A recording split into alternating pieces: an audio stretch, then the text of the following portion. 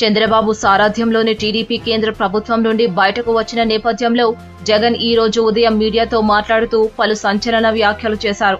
అరుణ్ జైట్లీ గాని బీజేపీ గాని తన మాటలను ఎన్నడూ మార్చలేదని, వారు మొదటి నుంచి ఒకటే చెబుతూ వచ్చారని వ్యాఖ్యానించిన వైఎస్ జగన్ జైట్లీ మాటలపై నాడు ఒకలాగా నేడు మరోలా చంద్రబాబు స్పందించారని, ప్రజల నుంచి ఒత్తిడి పెరగడంతో ఏం చేయాలో పాలుపోని స్థితిలోకి వెళ్లిపోయిన చంద్రబాబు ఇప్పుడిలా నిర్ణయం తీసుకుని ప్రజలను మరోసారి మభ్యపెట్టే పనిలో నిమగ్నమయ్యారని నిప్పులు చెలరేగారు. ప్రకాశం జిల్లా సంతరావూరులో మీడియాతో మాట్లాడుతూ ఈ రోజు అరుణ్ జైట్లీ గారి స్టేట్మెంట్ నేపథ్యంలో, దాని తర్వాత చంద్రబాబు నాయుడు రియాక్షన్స్ నేపథ్యంలో ఈ రోజు ఈ ప్రెస్ మీట్ లో మీతో మాట్లాడడం జరుగుతూ ఉంది. నిజంగా ఒకసారి ఈ పరిణామాలన్నీ చూస్తే జైట్లీ స్టేట్మెంట్, నిన్న ఆయన ఇచ్చిన స్టేట్మెంట్ కొత్తది కాదు. సెప్టెంబర్ 8, 2016 అనుకుంటా. మై మెమరీ గోస్ రైట్ ఇదే మాట మాట్లాడారనుకుంటా. ఆ రోజు చంద్రబాబు జైట్లీ మాట్లాడితే అర్ధరాత్రి పూటే చంద్రబాబు మేలుకొని దాన్ని స్వాగతించారు. ఆపై వెంకయ్యనాయుడు అరుణ్ జైట్లీకు శాలువాలు కప్పారు. ఇవన్నీ గతం.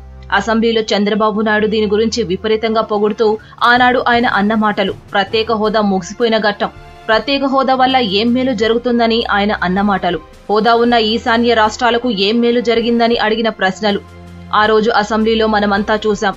ఈ రోజు అవే మాటలు అరుణ్ జైట్లీ నోటి నుంచి మళ్లీ వస్తే అవేవో కొత్తగా వచ్చినట్లు రియాక్ట్ అయిపోయి, ఏదో జరిగింది ఏదో చెప్పినాడు అని చంద్రబాబు ఓవర్గా రియాక్ట్ అయిపోయి యూటర్న్ తీసుకొని తన మంత్రులను కేంద్ర కేబినెట్ నుంచి ఉపసంహరించుకుంటానని చెబుతూ ఉంటే, నిజంగా చంద్రబాబు నాయుడుని ఆ మాటలను చూసినప్పుడు ఆ రోజు ఆ మాదిరిగా ఎందుకు రియాక్ట్ అయ్యాడు, ఈ రోజు ఈ మాదిరిగా ఎందుకు రియాక్ట్ అయ్యాడు? దీనికి కారణం ఏంటంటే ఇది ప్రజల విక్టరీ. ప్రజల నుంచి ఒత్తిడి వస్తూ ఉంటే ఎన్నికలు జరగబోతాయన్న నేపథ్యంలో, ప్రజల్లో తీవ్రంగా ప్రత్యేక హోదా కావాలన్న ఆకాంక్ష బయటపడుతూ ఉన్న నేపథ్యంలో, వైఎస్ఆర్ కాంగ్రెస్ పార్టీ రాజీనామాలు చేస్తామని చెప్పిన నేపథ్యంలో, వైఎస్ఆర్ కాంగ్రెస్ పార్టీ అవిశ్వాస తీర్మానం మార్చి 21న పెడతామని డేట్ ఇచ్చిన నేపథ్యంలో ఆయన తల ఒగ్గాల్సి వచ్చిందని జగన్ తెలిపారు.